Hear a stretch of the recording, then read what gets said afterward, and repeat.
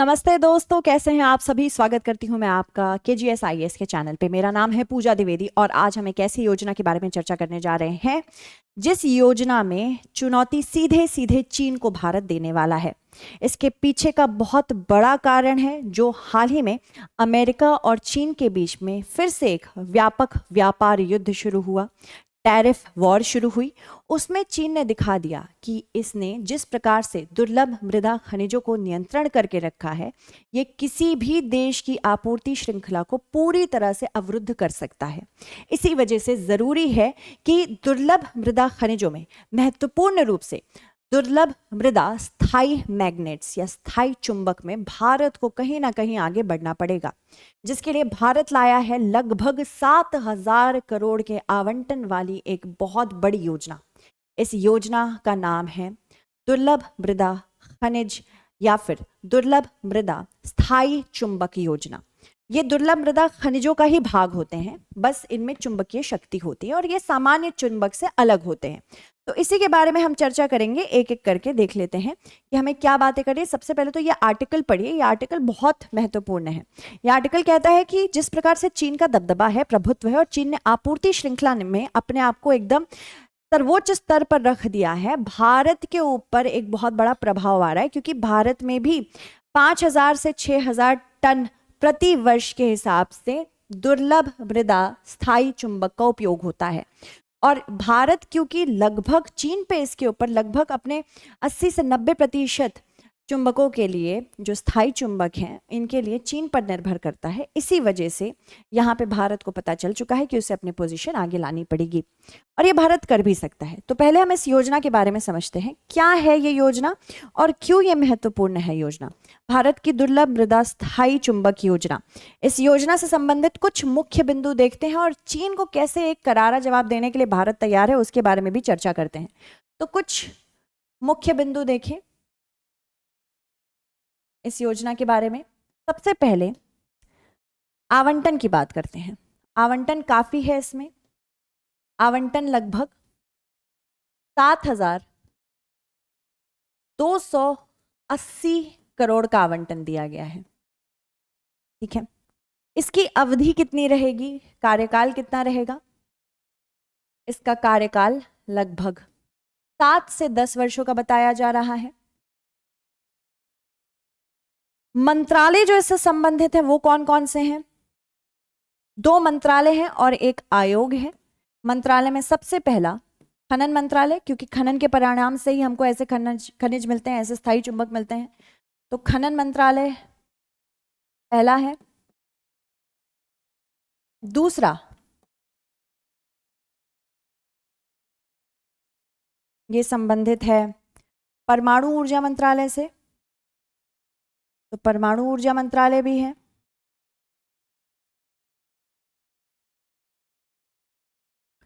तीसरा है नीति आयोग। ये एग्जीक्यूटिव बॉडी है और नीति आयोग इसमें शामिल है, इसका मतलब इसमें एकेडमिक्स भी काफी शामिल है। इसके अलावा अगर हम बात करें इसका ऑब्जेक्टिव क्या है, एम क्या है, उद्देश्य क्या है, ये पूरा का पूरा एक पारिस्थितिकी तंत्र बनाएगा जिसमें हम निर्माण भी करेंगे, इसको इसके सम्मिश्रण से निकालेंगे, पहले निर्माण करेंगे, फिर उसके बाद इसका भंडारण करेंगे, स्टोरेज करेंगे, फिर इसके बाद इसका परिवहन करेंगे, इसका उपयोग करेंगे। और अगर इतने स्तर पे आ चुका है भारत कि उसकी घरेलू मांगे पूरी हो जा रही हैं, तो डेफिनेटली इसका हम निर्यात भी करना शुरू करेंगे। तो इतनी सारी चीजें हमें करनी है। तो एक संपूर्ण पारिस्थितिकी तंत्र बनाएगा ये दुर्लभ मृदा स्थायी चुंबकों से संबंधित संपूर्ण पारिस्थितिकी तंत्र का निर्माण, तंत्र या वैल्यू चेन का निर्माण भारत करेगा।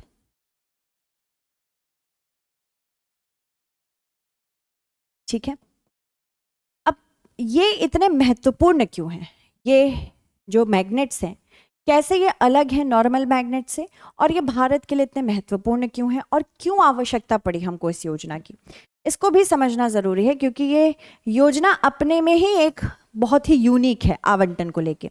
तो सबसे पहली बात तो महत्व समझते हैं। महत्व जानना जरूरी है किसी भी योजना को। मेंस के पर्सपेक्टिव से भी और प्री के पर्सपेक्टिव से भी। सबसे पहला महत्व यह है कि अगर भारत की अर्थव्यवस्था आज के समय स्वच्छ ऊर्जा, दूसरा सुरक्षा पर निर्भर करती है, इसके अलावा मेडिकल उपकरण पर निर्भर करती है, आपको जान के हैरानी होगी इन सारे ही क्षेत्रों में हम इस्तेमाल करते हैं परमानेंट मैग्नेट्स या फिर रेयर अर्थ परमानेंट मैग्नेट्स का। और अगर हम वित्तीय वर्ष 2025 की बात करें तो लगभग 53,000 मेट्रिक टन भारत ने ये आयात से आपूर्ति की है इसकी। मतलब कि हम एक इंपोर्ट डिपेंडेंट कंट्री हैं बेटा। और अगर हमको अपनी अर्थव्यवस्था को बाहरी किसी भी बदलाव से एक प्रकार से सुरक्षित करना है तो हमें ये ध्यान रखना होगा कि अपने आप को इस चेन से हमें निकालना होगा। लगभग 5,000 से 6,000 टन तो हम ऐसे ही यूज कर लेते हैं। 5,000-6,000 टन से हम वैसे ही हर वर्ष इस्तेमाल कर रहे हैं इसको ऑन एन एवरेज, औसतन REPMs को। इसी वजह से इसकी जरूरत थी। दूसरी चीज है चीन का प्रभुत्व।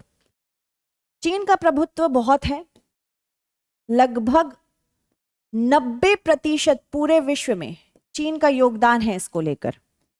अगर चीन का योगदान है और चीन ने पहले ही अभी कुछ समय पहले नियंत्रण करके दिखाया है अमेरिका के लिए, जब अमेरिका के साथ इसकी टैरिफ वॉर चल रही थी, तो ये एक तरह से स्थापित करना चाहता है कि I am the boss here, मैं बॉस हूं।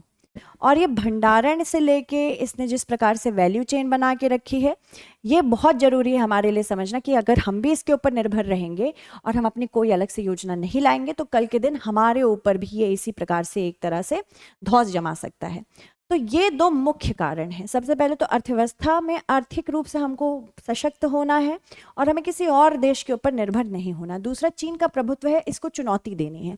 और चीन ने किस प्रकार से हमारे सामने स्थापित किया, जो USA के सामने इसने दिखा दिया कि हम नियंत्रण कर सकते हैं अगर आप इसके ऊपर निर्भर हैं। तो अगर आप रेयर अर्थ परमानेंट मैग्नेट्स के ऊपर निर्भर हैं तो मैं कहीं ना कहीं आपको यहाँ से ब्लैकमेल कर सकता हूँ। इसी वजह से हमारी जो मांग है उसको पूरा करने के लिए, ठीक है। तो अगर हम बात करें इसको किस किस चीज में इस्तेमाल कर लिया जाता है, देखो पहले तो इलेक्ट्रिक व्हीकल्स में इस्तेमाल किया जाता है, विंड टरबाइन में इस्तेमाल किया जाता है। विंड टरबाइन हमारे लिए बहुत ज़रूरी है क्योंकि भले ही सौर ऊर्जा से हमें ज़्यादातर अपना रिन्यूएबल एनर्जी से एक स्वच्छ सोर्स मिल जा रहा है, फिर भी विंड सोर्स अगर नहीं हमने यूटिलाइज किया तो हमारे लिए खराबी हो सकती है। डिफेंस सिस्टम से लेके इलेक्ट्रॉनिक्स और मेडिकल डिवाइस में भी इस्तेमाल किया जाता है। और भारत के लिए बहुत ज़रूरी है क्योंकि भारत अपने आप को एक सशक्त नेट ज़ीरो एमिशन इकोनॉमी बनाना चाहता है, तो उसके लिए ज़रूरी है। सबसे पहले तो पर्यावरण केंद्रण भी है इसका। पर्यावरण से संबंधित हमने जो प्रॉमिस किया है कि 2070 तक हमको शुद्ध शून्य बनना है, उसमें हम तभी अपने आप को आगे ले जा पाएंगे जब हमें पता रहेगा कि हाँ हमारे पास इलेक्ट्रिक व्हीकल्स हैं, हमारे पास विंड टरबाइंस हैं। तो इन दोनों क्षेत्रों में आपको परमानेंट मैग्नेट्स की जरूरत पड़ेगी ही पड़ेगी। ये अति शक्तिशाली मैग्नेट्स होते हैं जिसमें अगर हमने अपनी आपूर्ति श्रृंखला चीन को दे दी तो हम ये नहीं अचीव कर पाएंगे। दूसरी चीज़, हमको इलेक्ट्रिक व्हीकल का पेनिट्रेशन बढ़ाना है, इसका उपयोग बढ़ाना है। और ये तभी हो सकता है जब इसका निर्माण हम कम लागत में कर सके ताकि हमारी पॉपुलेशन खरीद सके। ये भी REPM पे ही निर्भर है। इसके अलावा पेरिस संधि से संबंधित बहुत सारे हमारे जो लक्ष्य हैं वो भी इसमें फुलफिल हो जाएंगे, इसीलिए ये हमारे लिए जरूरी है। इसके अलावा अगर हम बात करें दुर्लभ मृदा चुंबक की, ये किस प्रकार के चुंबक होते हैं? ये अति शक्तिशाली चुंबक होते हैं जो इतने सारे उपकरणों में इस्तेमाल होते हैं, अति शक्तिशाली हैं और अलग अलग उपकरणों में इस्तेमाल होते हैं जो मैंने बताया। और साथ ही साथ इनकी उपयोगिता काफ़ी है। उपयोगिता के साथ साथ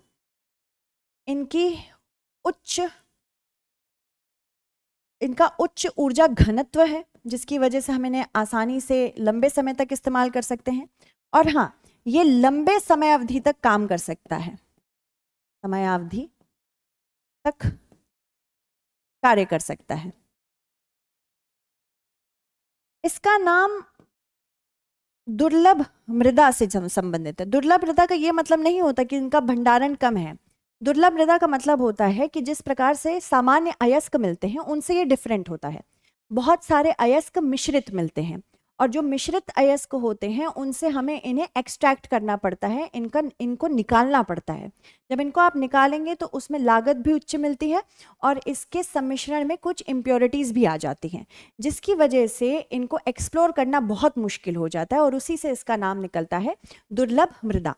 और दुर्लभ मृदा खनिज भी होते हैं, दुर्लभ मृदा मेटल्स भी होते हैं, दुर्लभ मृदा परमानेंट मैग्नेट्स भी होते हैं। तो ये सारी चीज़ें दुर्लभ मृदा खनिज के ही अंतर्गत आते हैं और ये सारी चीज़ें एक दूसरे से जुड़ी हैं उपयोगिता के संदर्भ में। ठीक है, तो अगर प्रश्न आए तो प्लीज़ इसको याद रखिएगा। अगर हम सिर्फ और सिर्फ चुंबक की बात करें तो इनके दो मुख्य प्रकार होते हैं। एक है नियोडीमियम मैग्नेट, ये सबसे ज़्यादा यूज़ किए जाते हैं और सबसे शक्तिशाली होते हैं।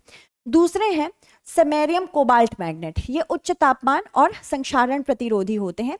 यानी कि कल के दिन हमें इन्हें अगर हम सुरक्षा में इस्तेमाल करेंगे, अगर हम ऐसे उपकरणों को बनाने के लिए इस्तेमाल करेंगे जो कल के दिन स्पेस जा सकते हैं, इसरो के द्वारा अगर कोई ऐसे रॉकेट्स का इस्तेमाल करेंगे तो उसमें भी इस्तेमाल होगा। जैसे जैसे पर्यावरण बदलता जा रहा है, क्लाइमेट चेंज आता जा रहा है, तापमान उच्च होगा, तो ऐसे भी उपकरण बनाने में इस्तेमाल हम कर सकते हैं जो उच्च तापमान को सहन कर सके, ऐसे सहिष्णु हो। तो इसी वजह से हमें इस पे ध्यान केंद्रित करना है। भारत की स्थिति अगर हम देखें, भारत पूरे विश्व में 5वें स्थान पर है भंडारण में, पर योगदान में 1% ही है। तो भारत एवं दुर्लभ मृदा स्थायी चुंबक, भारत एवं दुर्लभ मृदा स्थायी चुंबक। ठीक है, भारत मुख्य रूप से 5वें स्थान पर है रैंकिंग में, भंडारण के बात करें अगर हम तो भंडारण में, और योगदान में केवल 1% है। तो ये तो चिंताजनक है, योगदान बस हम 1% करें। कहाँ 1%? 1% बहुत ही कम है। लगभग भारत के पास माना जाता है 6.2 मिलियन टन का भंडारण है ऐसे खनिजों का, और सबसे अधिक इनकी जो प्राप्ति है वो दक्षिण भारत में है। दक्षिण भारत में इनकी प्राप्ति अच्छी खासी है। केरल के मोनाजाइट पट्टी में, तमिलनाडु में, तिरुनेलवेली में, तो कहाँ कहाँ प्राप्त होते हैं? मुख्य रूप से केरल के मोनाजाइट बेल्ट में, जिसमें थोरियम और यूरेनियम भी मिलता है। तमिलनाडु में भी प्राप्त होते हैं, आंध्र प्रदेश में भी इनकी प्राप्ति होती है, आंध्र प्रदेश। इसके अलावा ओडिशा में भी इनकी प्राप्ति होती है। तो दक्षिण भारत काफ़ी ज़्यादा समृद्ध है इससे रिलेटेड। इसके अलावा कुछ अमाउंट्स में, थोड़े बहुत अमाउंट्स में ये नॉर्थ इंडिया में भी प्राप्त होते हैं। इसके बारे में भी देख लेते हैं कि थोड़े बहुत जो नॉर्थ इंडिया के साथ प्राप्त होते हैं वो भी देख लेते हैं। तो कौन कौन से क्षेत्रों में ये प्राप्त होते हैं, ये सारी चीज़ें तो मैंने आपको बता दी, माफ़ कीजिएगा। दक्षिण भारत में थोड़े बहुत आपको ये भी देखना हो सकता है कि केरल में, तमिलनाडु में, आंध्र प्रदेश, ओडिशा में ये कहाँ कहाँ प्राप्त होते हैं। ज़रूरी ऐसा भी हो सकता है कि आपसे सीधे सीधे डिस्ट्रिक्ट की बात भी कर ली जाए। तो समृद्ध में मोनाजाइट क्षेत्र है, चावड़ा, मनावलकुरिची, तमिलनाडु के तूतीकोरिन में, तिरुनेलवेली में, कन्याकुमारी में, आंध्र प्रदेश के श्रीकाकुलम में, विशाखापत्तनम में और कृष्णा गोदावरी क्षेत्र में, ओडिशा के छतरपुर बेल्ट में, गंजम और बालासोर में, यहाँ पे भी प्राप्त होते हैं। थोड़े बहुत भंडार इसके उत्तर में भी प्राप्त होते हैं, बिहार में, झारखंड में और राजस्थान में। ठीक है, तो ये भी प्रश्न पूछा जा सकता है। इसके अलावा जैसे कि आप देख सकते हैं कि इसका मार्केट लगातार बढ़ता चला जा रहा है। 2024 से अगर 2029 की तुलना करें तो मार्केट वैल्यू बहुत हाई है। अगर अभी की बात देखें तो लगभग पूरे विश्व में 74 बिलियन डॉलर्स के आसपास है। तो ये 2029 में 25.13 बिलियन डॉलर्स हो जाएगा, जो कि काफ़ी ज़्यादा अमाउंट है। तो भारत इसमें पीछे नहीं रह सकता। इसके अलावा यहाँ पे अगर हम बात करें सबसे बड़ी चीज़ इस स्कीम की, कि स्कीम किस प्रकार से कार्य करेगी, क्रियान्वयन कैसे होगा, पूरी वैल्यू चेन बनाई जाएगी, योजना का क्रियान्वयन, ये लगभग 7 से 10 साल की है, जिसमें 2 वर्ष जेस्टेशन पीरियड होगा या गर्भावधि पीरियड होगा, गर्भावधि। इसमें पहले वैल्यू चेन सशक्त की जाएगी, ठीक है, वैल्यू चेन सशक्त की जाएगी मुख्य रूप से इसके मैन्युफैक्चर या निर्माण से, और दूसरे नंबर पे बिक्री, मतलब अगले 2 वर्ष इधर हो गए, अगले 5 से 7 वर्ष ये बिक्री के आधार पर चलेंगे। यानी कि बिक्री कैसे होगी, मार्केटिंग कैसे होगी, इन सारी चीज़ों की बात करेंगे। तो विपणन के ऊपर काम होगा, मार्केट के ऊपर, और इसी में हम निर्यात के स्रोत भी ढूंढेंगे ताकि भारत भी इसमें अग्रणी बन सके, ठीक है। तो 2 प्रकार से होगा, पहले सिर्फ हम सशक्त करेंगे निर्माण से, और दूसरे स्तर पर हम 5 से 7 वर्ष में मार्केटिंग पे अपना ध्यान ज़्यादा केंद्रित करेंगे। तो जब हमारे पास सशक्त करने, जब हम निर्माण से सशक्त हो पाएंगे तभी तो हम बिक्री करेंगे ना, नहीं तो नहीं हो पाएगा। तो ये सारी चीज़ें आपको पता होनी चाहिए, क्योंकि प्रश्न ऐसे ही बनते हैं। प्रश्न ये भी पूछ सकता है कि ये भारत में किस क्षेत्र में पाए जाते हैं, स्कीम से पूछ सकता है। जो भी चीज़ें मैं पढ़ा रही हूँ वो प्रीलिम्स और मेंस दोनों के लिए ज़रूरी है। प्रीलिम्स में आपको क्वेश्चन सीधे सीधे पूछे जाएंगे, मेंस की अगर हम बात करें तो मेंस में सीधे सीधे आपको क्या बताया जाएगा कि आंसर राइटिंग प्रैक्टिस आपकी कैसे होगी बेटा, ठीक है। इसके अलावा प्रॉब्लम कुछ कुछ हैं, जैसे कि निष्कर्षण कठिन क्यों है इसका। मैंने जैसे कि बताया ये रेयर अर्थ्स है। रेयर अर्थ्स का क्या मतलब है कि है तो ये प्रस्तुत काफ़ी ज़्यादा अमाउंट में, पर क्योंकि इनके अयस्क सामान्य नहीं होते, मिश्रण होता है उसमें बहुत सारी चीज़ों का। जैसे जो केरल की मोनाजाइट पट्टी है उसमें परमाणु पदार्थ भी हैं, थोरियम और यूरेनियम। अगर इनको निकालेंगे तो थोरियम और यूरेनियम को भी निकालना पड़ेगा, यानी कि कहीं ना कहीं इससे असर आएगा हमारे पर्यावरण में परमाणु पदार्थ से नुकसान हो सकता है। इसी वजह से ये लगभग बहुत लंबे समय तक, जब तक मोनाजाइट सैंड्स को निकाला जाता है, परमाणु ऊर्जा नियामक बोर्ड की निगरानी में काम करेगा। तभी तो हम परमाणु ऊर्जा मंत्रालय को साथ लेके चल रहे थे। इसके प्रसंस्करण के लिए सैकड़ों द्रावक निष्कर्षण चरणों से गुजरना पड़ता है, इसीलिए लंबी अवधि है, और अत्यधिक अम्लीय अभिकर्मकों के उपयोग की आवश्यकता भी होती है, तथा प्रति टन रेयर अर्थ ऑक्साइड के उत्पादन पर लगभग 70 से 100 टन का विषाक्त अपशिष्ट भी है। यानी कि एक तो परमाणु पदार्थ से संबंधित हमें दिक्कत है, दूसरी चीज जो ये विषाक्त अपशिष्ट छोड़ते हैं उसका प्रबंधन कैसे होगा, ये भी हमारे लिए चैलेंजिंग है। तो ये कुछ हमारे लिए बहुत महत्वपूर्ण चैलेंजेस हैं। पर इसका प्रभाव है, सबसे पहली बात, समग्र प्रभाव इसका किस किस में है। अगर हम देखें तो महत्वपूर्ण सामग्रियों में दीर्घकालिक रणनीतिक स्वायत्तता, यानी आत्मनिर्भर भारत अभियान के अंतर्गत इसको लॉन्च किया गया है, ये भी याद रखना है। तो स्वायत्तता मेंटेन तो होगी ही, आत्मनिर्भर भारत इसके अंतर्गत लॉन्च किया गया है। इसके अलावा चीन के निर्यात नियंत्रणों से प्रतिभेद्यता को कम करना भी आवश्यक है, चीन नंबर 1 पे है। हाँ, फिर उसके बाद भारत की औद्योगिक रक्षा और स्वच्छ ऊर्जा क्षमताओं को और मजबूत करना भी है। तो ये सारे इसके महत्व हैं, ये सारे नुक्स एंड क्रक्सेस थे इसके। अब इससे संबंधित प्रश्न क्या आ सकता है, वैश्विक दुर्लभ मृदा आपूर्ति श्रृंखला के संदर्भ में निम्नलिखित कथनों पर विचार करें। चीन विश्व के खनन आधारित दुर्लभ मृदा उत्पादन का 2/3 से अधिक हिस्सा प्रदान करता है, लेकिन विश्व के परिशोधित चुंबक उत्पादन का आधे से कम हिस्सा उत्पन्न करता है। दुर्लभ मृदा स्थायी चुंबक अपनी उच्च चुंबकीय शक्ति तथा आर्थिक विकल्पों के अभाव के कारण अपतटीय पवन टर्बाइनों में अनिवार्य है, और 1 टन दुर्लभ मृदा ऑक्साइड का उत्पादन सामान्यतः 50 टन से अधिक खतरनाक अपशिष्ट उत्पन्न करता है। इसको कैसे हम सॉल्व करेंगे। सबसे पहली बात तो हम देखते हैं चीन विश्व के खनन आधारित दुर्लभ मृदा उत्पादन का 2/3 हिस्सा है, यानी कि हाँ लगभग 80 से 85% हिस्सा है दुर्लभ मृदा खनिजों के खनन में, पर उसमें चुंबक इसका 90% के आसपास है। तो यहाँ पे अगर हम देखें तो यहाँ पे क्या लिखा हुआ है विश्व के परिशोधित चुंबक उत्पादन का आधे से कम है। नहीं, ये गलत है। First is wrong. सेकंड, दुर्लभ मृदा स्थायी चुंबक अपनी उच्च चुंबकीय शक्ति तथा आर्थिक विकल्पों के अभाव के कारण अपतटीय पवन टरबाइन में अनिवार्य है। जी हाँ, बिल्कुल। और अगर हम बात करें, 1 टन दुर्लभ मृदा ऑक्साइड का उत्पादन सामान्यतः 50 टन से अधिक खतरनाक अपशिष्ट उत्पन्न करता है। ये भी सही है। अपशिष्ट प्रबंधन ही एक बहुत बड़ा चैलेंज है। 2 और 3 सही है, पर पहला सही नहीं है, इसीलिए ऑप्शन बी यहाँ पे करेक्ट आंसर है। ठीक है, तो इसी की तरह बहुत सारी न्यूज हम आपके सामने लेके आएंगे। इंश्योर करिए कि कंटिन्यूअसली क्लास में हमारे साथ बने रहें। धन्यवाद।